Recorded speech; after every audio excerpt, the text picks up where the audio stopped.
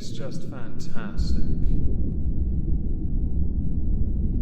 Captain's log, subject 220418.3. 20% of the rhubarb remain, and I'm half tempted to do a DC and brainiac them up, i.e. a bottled city of Rhubarbopolis. I may though need to talk to Doctor before we wipe them out, if I intend to create a little museum of, well, sentient rhubarb. Hello everyone, welcome back to another video. Before we get into the subject, which yes is Karen related or multiple potential alleged Karens, firstly, if you could do me a favour and please smash the like on the video, it really helps this channel, as we have been struggling of late. Thank you. Second, Magog of Morscar, a fellow YouTube content creator, drew this, and gave me permission to put it on Teespring, which I've done. If you'd also like to support this channel, please consider doing so by purchasing the merch, oh yeah. Or you could become a member. Discord server access available. Oh wow, what a prize! Anyway, we're going to start with one video with very limited context, and that very limited context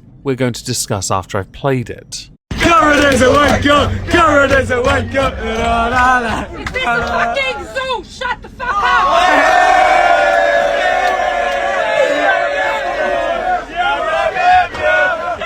Now I know what you're all thinking. I mean, they're only told to shut up, so what's wrong? It's not like they're in the quiet coach and those very loud individuals are not adhering to the rules of the quiet coach. If you ever go on a train, by the way, there's always one where you're not allowed to be loud in any way, shape or form. But for the rest of the train, it's open noise season, everyone. Have your fun. Be as loud as you want. The context is as follows. Manchester United had just been to Leicester City Football Club and won. Those fans were Manchester United fans. An away victory is a big win for them. So they were celebrating and were ever so slightly inebriated. But I can't help but notice something. They were moderately respectful. You see, when the alleged Karen was talking to them, they were all silent up to and including an additional second after she had finished talking, to then continue their Karen is a wanker chant, which I'm quite fond of. I'm not a Manchester United fan, so I don't care for that. But I'd always like a bit of mad bants on a train. Last time I was on a train, for example, I had a friend of the family with me. We were stuck standing for about an hour and a half, and he had indicated he desperately needed the rest stop, but there were too many people between us and that bathroom. So I played a game of whack fuck. He almost wet himself. Based on what we've seen in that video, is the person being a Karen? No. They're just using it as a way of, let's just say, slam her, put her down, own her, ruin her, wreck her. All because she wants them to be a bit quieter and they want to celebrate. I find earphones are a fantastic way of avoiding listening to the sound of loud individuals who can't help but tell us all what they really think about their favourite soccer football players. So on to the next one. We go to AT&T. My face. I'm asking you to leave as well. I'm telling you to get out of my face. I need the name of the store owner, since this is privately owned. It's private communications. I already told you that. So get out of my face. Excuse you. I need you to leave. I'm not leaving. Ma'am, I need you to get out of my face. I'm not leaving. Get out of my face. Stop it. Are you gonna hit me? Stop it. Are you gonna hit me? I'm gonna call the police. Get out of my face. Ma'am, get out of my face. Don't touch my phone. Get Do out of not my touch face. my phone. Get out of my face. You're really testing me right now. I'm gonna slap this woman. Go to the bathroom. Go ahead, do it. You don't have to leave. Now in this one I've played the full video from start to finish. We are going to go through some parts of it that I feel are relevant, because this one is the full context. Unlike the previous one, this one also has an accompanying article, so we are certainly going to go through that as well. But obligatory comment. The customer is never right. For those who have never heard of AT&T, they are the largest provider of mobile telephone services in America and is the world's largest telecommunications company. According to a number of sources, one in particular down below, the lady in question who has been dubbed the Karen has gone into that branch many times in the past, and up to the point where she had been recorded by the customer had in fact been at that branch for well over an hour arguing with customer service. So on to some of the points that stood out that we need to address individually. My face. I'm asking you to leave as well. I'm telling you to get out of my face. I need the name of the store owner, since this is privately owned. It's private communication. I already told you that. So get out of my face. Excuse you. I need you to leave.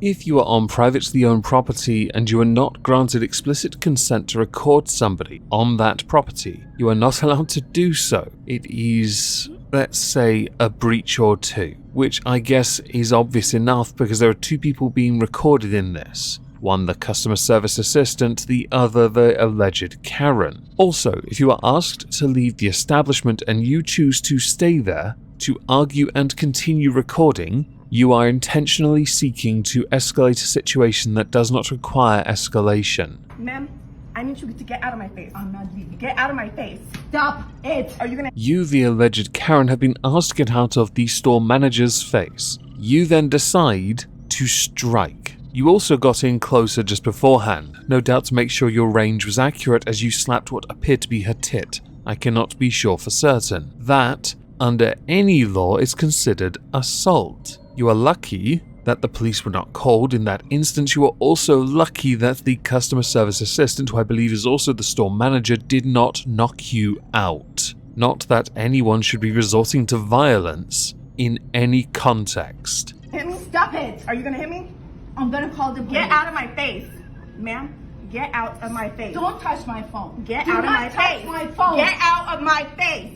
You're really testing me right now. This is the last clip within this, video that I want to address before we move on to another one, because it occurs to me later on that we're perhaps missing what happened beforehand. All we have to go on is the witness account that the customer was there for an hour arguing with staff. Others believe that it doesn't matter what happened before, the customer service assistant was being rude, and that the customer only wanted to talk to the store owner, which is a strange thing, but alright. That does fall within the purview of behavioral patterns akin to that of a Karen, yes. But in the context of what we've seen, the customer is getting closer and closer with the camera so that it resides right in front of the assistant's face. You are not seeking to de-escalate the situation, you are intentionally riling them up because you want to use that as leverage. Yes, you are that transparent, alleged Karen. It is rather pathetic behavior and you are quite fortunate. Regardless of the lack of what others deemed in the comments to that video professionalism of the customer service assistant, no customer service assistant should be put under any kind of, let's say, pressure like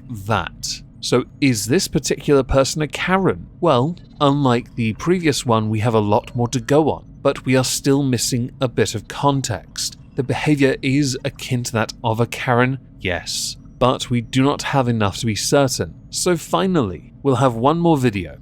What happened? Police are coming? Why? Because you're riding the bike on the track. I don't think it matters though. Like, I'm just trying to go. I'm just trying to go play soccer. Hi, we've got a kid riding a bike on the track up at Edison High School. I think they got better things to do. And it's against the rules of the school. Fucking Karen, bro. Karen. Oh my god. Oh my god. Karen, bro. Does it really matter? Mary Ryder. She really calling the feds, bro. 703-861-9261. She really calling the feds because I have a bike. The feds, it's the county police. Oh, really? Yeah. Oh my god, you're so funny. I'm walking on the track and he's riding his bike and he won't leave. And it's against the school rules. It's against, is there school? Like, is school going on? I'm so confused. How old are you?